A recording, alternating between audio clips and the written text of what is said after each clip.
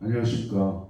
2021년도 부산광역시 비영리 민간단체 공익활동 지원 사업의 일환으로 장애인 문해창작 아카데미 사람의 향기로 제16강을 시작하도록 하겠습니다. 안녕하십니까. 또 일주일 만에 이렇게 뵙게 돼서 여러분 반갑습니다. 최근에는 우리가 코로나와 같이 함께 생활하다 보니까는 주로 일상 인사가 접종 이야기부터 합니다. 그래서 모든 어떤 시민들이 이렇게 전부 전문가가 된 것 같습니다.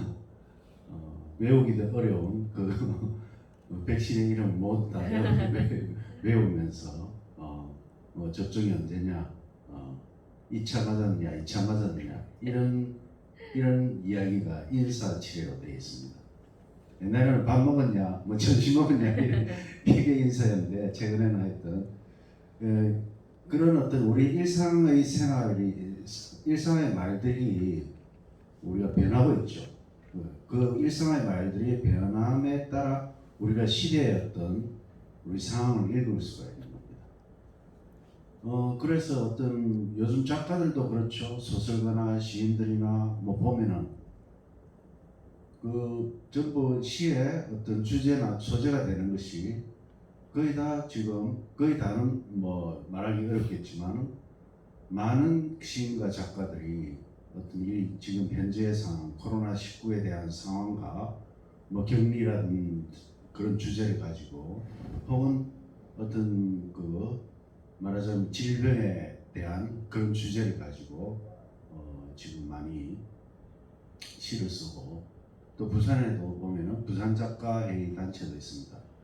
거기서도 지금 주제가 뭐였죠? 그 주제가 그런 어떤 현대를 지금 어떤 상황을 빗대어서 하는 그런 주제를 가지고 지금 많은 작가들이 작품에도 이렇게 현재의 상황을 잘 나타내고 있다고 생각합니다. 자, 오늘 앞에 세 편의 시와 그 다음에 문학집배원의 시 두 편과 그리고 오늘의 영화는 아라비아의 로렌스입니다. 아주 오래된 영화라서 제가 어렸을 때 아주 감명 깊게 본 영화로 기억하고 있습니다. 일종의 전쟁 영화라고 보면 되겠습니다. 근데 그 영화가 실화이면서도 나오는 아라비아 로렌스라는 주인공의 실제 인물입니다. 실제 인물이 워낙 성격이 독특하기 때문에 그분의 어떤 일대기라기보다는 영화는 이제 우리가 나중에 동영상으로 보시면서 영화를 즐기시면 되겠고 이 사람에 대한 성격을 나중에 조금 이따 말씀드리겠습니다. 오늘의 세 편의 시는 아름다운 책, 그 다음에 정화, 그 다음에 마지막으로 뒷굽이란 허영만 시인의 시입니다. 뒷굽은 말하자면 구두가 소재입니다. 구두죠, 뒷굽. 혹은 신발, 뒷굽. 보통 구두를 신으면 뒤에 이렇게 구두 뒷굽이 닳죠, 그죠? 시간의 흐름에 따라서. 그리고 공통된 주제가 뭐냐면은 책입니다, 그죠? 책. 그 다음에 정화. 그 다음에 구두 이렇게 됩니다. 그래서 우리가 일상생활에서 너무나 흔히 볼 수 있는 그런 사물을 가지고 이 세 편의 시를 어떻게 쓰는가, 이 작가들은, 시인들은 어떤 상상을 하면서 쓰는가 살펴보도록 하겠습니다. 한번 읽어보고 그 시를 같이 감상하시겠습니다. 아름다운 책, 공강규. 어느 해 나는 아름다운 책 한 권을 읽었다. 도서관이 아니라 거리에서, 책상이 아니라 식당에서, 등산로에서, 영화관에서, 노래방에서, 찻집에서 잡지 같은 사람을, 소설 같은 사람을, 시집 같은 사람을 한 장 한 장 맛있게 넘겼다. 아름다운 표지와 내용을 가진 책이었다. 체온이 묻어나는 책장을 눈으로 읽고 혀로 읽고 두 발로 밑줄을 그었다. 책은 서점이나 도서관에만 있는 게 아닐 것이다. 최고의 독서는 경전이나 명작이 아닐 것이다. 사람, 참 아름다운 책 한 권. 그렇게 쉽게 이야기하면은 사람이 책이다 이렇게 이해를 하시면 굉장히 쉽겠습니다. 그렇게 이분이 처음 했을 때 아름다운 책 한 권을 읽었다 했죠. 그죠? 근데 읽은 장소가 문제죠. 그죠? 도서관이 아니라 거리에서. 책은 도서관에서 읽거나 자기의 책상 앞에 컴퓨터 앞에서 이렇게 뭐 읽거나 이런 우리가 일상생활을 하게 되는데 거리에서 책을 읽었다. 혹은 식당에서 등산로에서 영화관에서 읽었다. 이렇게 시인이 말하고 있습니다. 이건 사람을 가리키죠. 그 사람의 사람이 책이 될 수는 없겠죠. 실질적으로. 근데 그 사람의 그 인생이라든지 삶이라든지 그 사람의 일상이라든지 그 사람이 어떻게 살아왔나, 다른 사람과 또 어떻게 그 사람만의 인생을 살았나, 이걸 우리가 기록을 하게 되면은 정말 사람은 한 권 아니고 여러 권의 책이 될 수도 있겠습니다. 물론 그래서 우리 자서전이라는 게 있다니까, 그죠? 자서전을 쓰면은 그 사람의 일생 아주 태어날 때부터 뭐 이렇게 자기가 성장을 해서 혹은 또 뭐 말년에 가서 자기가 인생을 정리하는 그런 차원에서 자서전이라는 것도 우리가 생각하게 되면 쉽게 이시가 다가옵니다. 그래서 책은 서점이나 도서관에만 있는 게 아닐 것이다. 최고의 독서는 경전이나 명작이 아닐 것이다. 우리 보통 사람의 인생도 우리가 충분히 우리 책에 자기가 자서전을 누구나 다 쓸 수 있다고 생각합니다. 왜냐하면은 자기만의 어떤 인생을 살아왔기 때문에.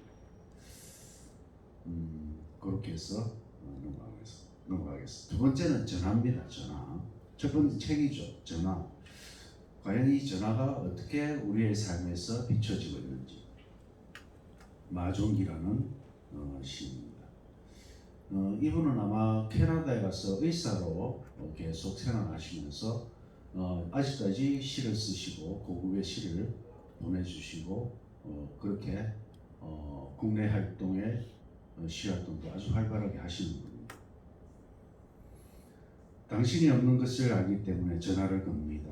신호가 가는 소리. 당신 방의 책장을 지금 잘게 흔들고 있을 전화 종소리. 수화기를 오래 귀에 대고 많은 전화 소리가 당신 방을 완전히 채울 때까지 기다립니다. 그래서 당신이 외출해서 돌아와 문을 열 때 내가 이 구석에서 보낸 모든 전화 소리가 당신에게 쏟아졌어. 그 입술 근처가 가슴 근처를 비벼대고 은근한 소리의 눈으로 당신을 밤새 지켜볼 수 있도록 다시 전화를 겁니다. 신호가 가는 소리. 상대방이 지금 없죠. 내가 뭐 그 전화를 받은 상대방이 어떤 사람이 상관없습니다.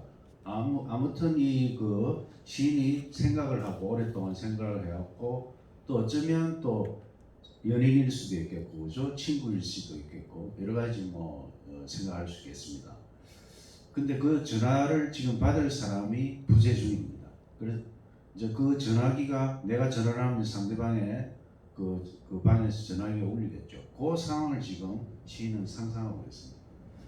근데 전체적인 느낌이 어쩐지 좀 쓸쓸한 것 같습니다. 뭐 상대방도 없고 내가 상대방도 없는데 막 전화를 해서 상대방이 없는지 뻔히 알고 있으면서도 자기가 전화를 해본다는 이 행위죠. 근데 그러면서 어떤 우리가 시를 읽게 될 때 쓸쓸함과 어떤 외로움과 내가 당신을 그리워한다는 것, 이런 어떤 마음이 보이는 거죠. 당신이 없으면서 알기 때문에 전화를 겁니다. 신호가 가는 소리. 이 당신이라는 사람이 지금 부재 중인데 어떤 상태로, 그죠? 어떤 행방이 묘연하죠. 그렇지만 하여튼 내가 당신을 생각하는 마음이 이렇다라는 것을 나타내는 시입니다. 그 다음에 뒷굽이라는 시가 되겠습니다. 구두죠. 구두 뒷굽이 달아 금음달처럼 한쪽으로 기울어졌다. 수선집 주인이 뒷굽을 뜯어내며 참 오래도 신으셨네요 하는 말이 참 오래도 사시네요 하는 말로 들렸다가 참 오래도 기울어지셨네요 하는 말로 바뀌어 들렸다. 수선집 주인이 자빨리네요 할까봐 겁났고 우빨리네요 할까봐 더 겁났다. 구두 뒷굽을 새로 갈 때마다 나는 돌고 도는 지구의 모퉁이만 밟고 살아가는 게 아닌지, 순수의 영혼이 한쪽으로만 쏠리고 있는 건 아닌지, 한사코 한쪽으로만 비스듬히 달가 기울어져가는 그 이유가 그지없이 궁금했다. 우리가 쉽사리 이렇게 경험하고 있는 일들입니다.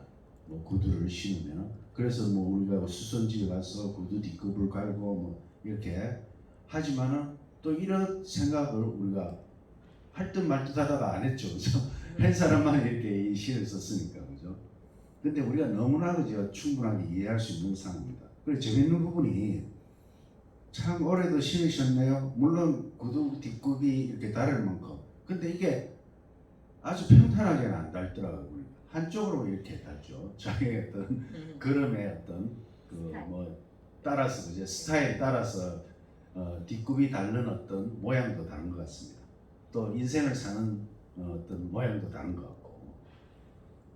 참 올해도 사시네요. 뭐 이런 어떤 인생 자체에 흘러가는 시간을 이야기한단 말이에요. 그렇게 들리는 거죠 지금. 꼭 이렇게 말해 신으셨나요? 이 하는 말이 자기 자신한테는 참 올해도 기울어지셨네요. 참 올해도 사시네요. 이렇게 들리는 겁니다. 이게 뭐 말하자면 우리가 환청 아니겠습니까? 그죠? 근데 자기가 이렇게 생각을 하는 것 같습니다.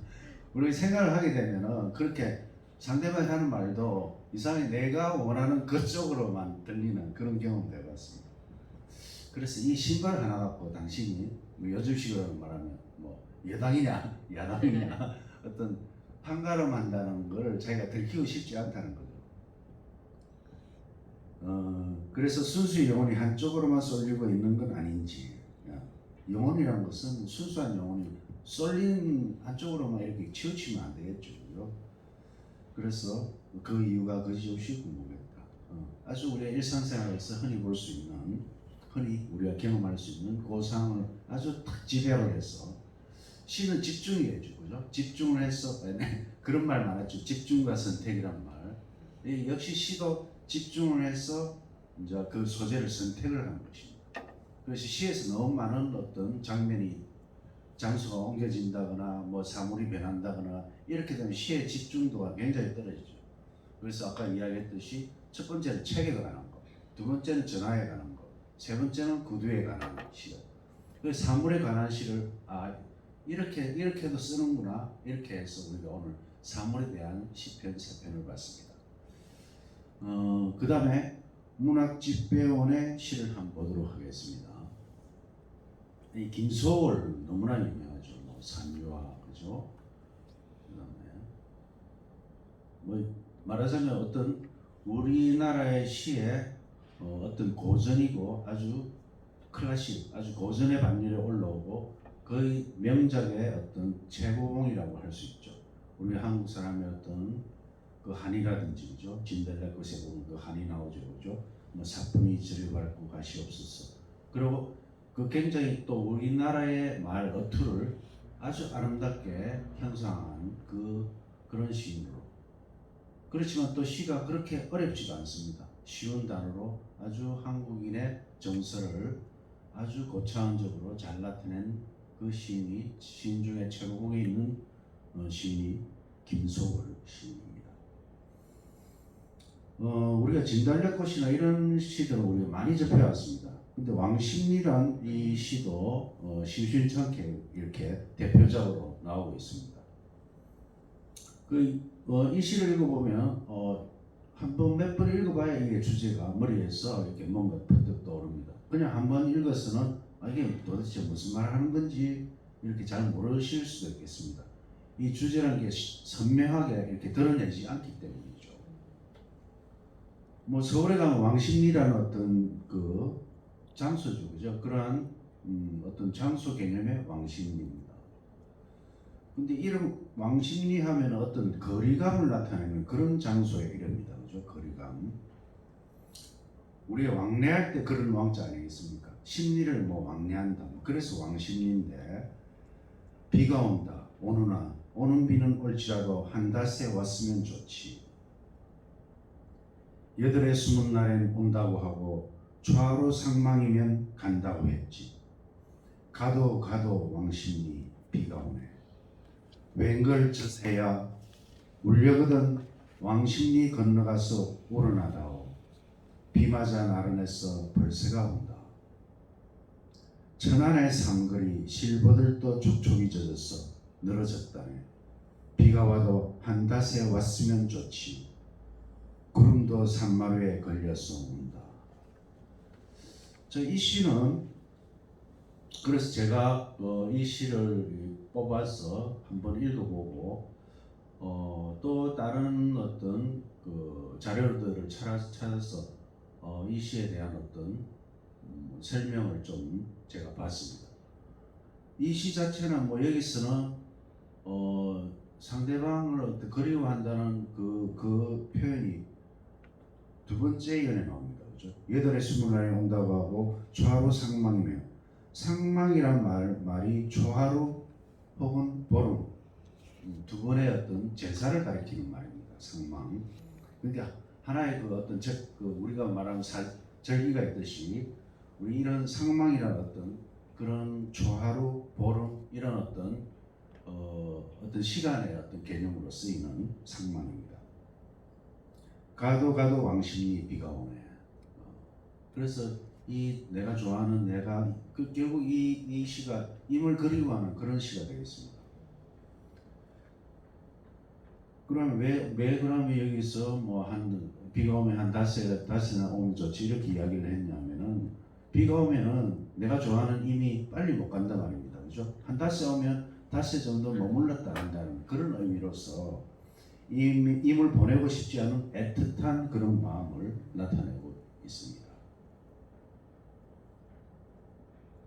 그래서 그런 어떤 내가 좋아하는 임이 한 닷새 더 비를 말미암아 비를 핑계 삼아 그죠? 한 닷새 같이 더 있었으면 좋겠다라는 그런 이야기가 되겠습니다. 그러면서도 중간에 보면 새가 있죠. 새가 나오죠. 웬걸 저새야 울려거든 왕십리 건너가서 울어다오. 그러니까 왕십리를 건너간다는 건 이미 가버린 겁니다. 그죠? 그러면 새 너조차도 임에게 가서 좀 같이 있었으면 좋겠다라는 그런 마음이 되겠습니다. 그 다음에는 흰 국숫발이라는 시입니다. 장철문 시입니다. 지금도 문단의 어떤 중진으로서 아주 활발하게 활동하고 있는 시인입니다. 제목이 굉장히 구체적이죠. 흰 국숫발, 딴 것도 아니고 흰 딱 하나를 딱 그죠? 아까 뭐 우리가 사물의 그 시들이 하나를 우리가 딱 집약이 됐듯이 여기서도 제목이 흰 국숫발 하나로 딱 집약이 되는 겁니다. 굉장히 구체적입니다. 이 시도 재미있기도 하고. 스레트 지붕에 국숫발 뽑는 소리가 동촌 할매 자박자박 밥맛이 누에 주둥이 같이 뽑아내는 아닌 밤 사실 같더니. 배는 출출한데 저 햇국수를 언제 얻어먹나.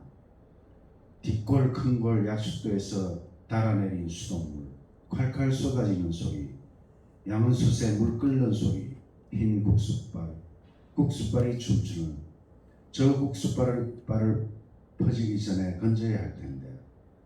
재바는 손에 국수 빠는 소리, 속구리에 척척 국수살이 감기는 소리, 서리서리 저 많은 국수를 누가 다 먹나. 쿵쿵 이방 저방 빙방 문 여닫 치는 소리,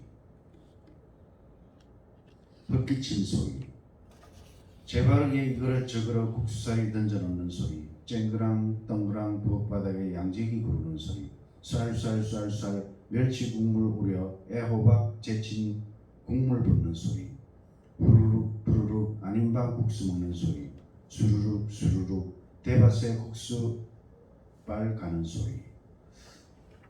자, 이 국수에 대한 어떤 이야기인데 아주 구체적으로 이 국수가 만들어지고 뭐 약수물로 만들어지고, 그 다음에 주로 여기서 이 시를 보면은 우리가 오감 중에 뭡니까? 청각적인 이미지가 가장 많이 나옵니다. 근데 우리가 청각적인 이미지를 느끼면서도 후루룩 푸르륵 계속 나오죠. 그죠?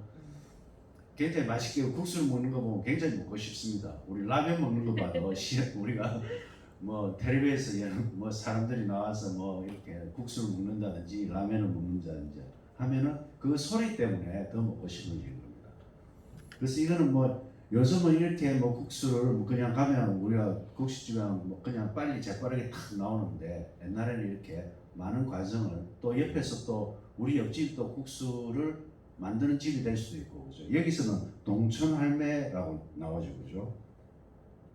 그 핵국수라고 합니다. 처음 뽑아낸 국수를 얼마나 맛있겠습니까? 그래서 소리의 이미지가 우리가 전달해 주면서도 우리가 또 시각적으로 느껴지죠 그죠. 소리를 이야기하는데 앞에는 전부 우리가 눈에 보이듯이 그죠. 눈앞에서 국수를 먹는 것 같이 이런 소리의 이미지와 어떤 시각적인 이미지 같이 이렇게 어우러져서 우리한테 이렇게 전달됩니다. 그래서 우리한테 전달될 때는 굉장히 생생하게 그죠 전달이 되는 것이죠.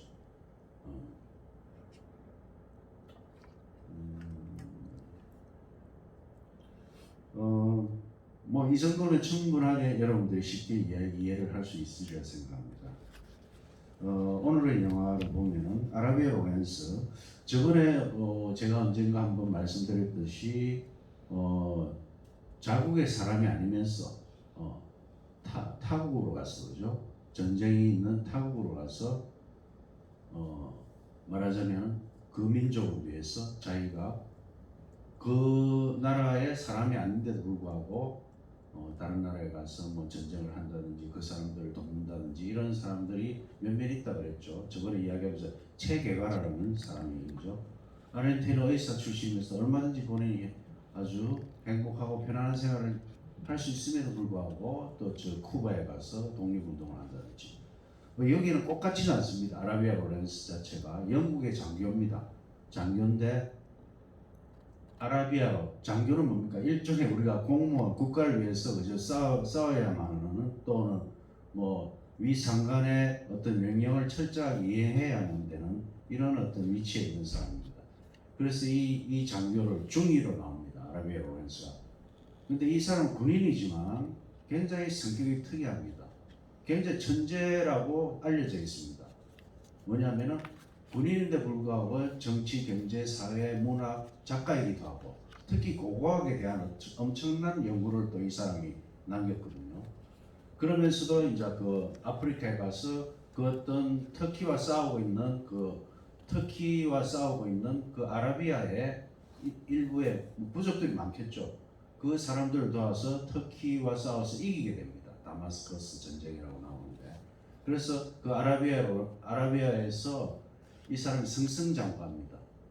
근데 이걸 뭐 나중에 알고 보면은 뭐 다 영국이 그 아라비아의 식민을 그죠? 식민지를 했죠. 정치적으로는 그렇게 이 사람이 뭐 자기가 또 하면서 희열감도 느끼고 또 보람도 느꼈겠지만 뒤에 알고 보면은 어떤 영국이란 거대한 그 나라에서 아주 약소국인 아라비아의 약소국인 이 나라들을 식민하기 위해서 결국은 로렌스를 이용한 것밖에 안 됩니다. 그래서 로렌스가 나중에는 모든 그 인생에 대해서 회의를 느끼면서 아주 외롭고 아주 불행한 이렇게 결말, 불행한 인생을 살게 되는 그 사람의 일대기를 그리는 겁니다. 그래서 여러분들 제가 준비한 그 영화를 보시고 또 한번 감상해 보시길 바랍니다. 오늘 여기서 제가 준비한 건 여기까지입니다. 여러분들은 유튜브를 통해서 동영상을 보시고 좋은 시간을 갖기를 바랍니다. 오늘 이만 줄이겠습니다. 안녕히 계십시오. 감사합니다.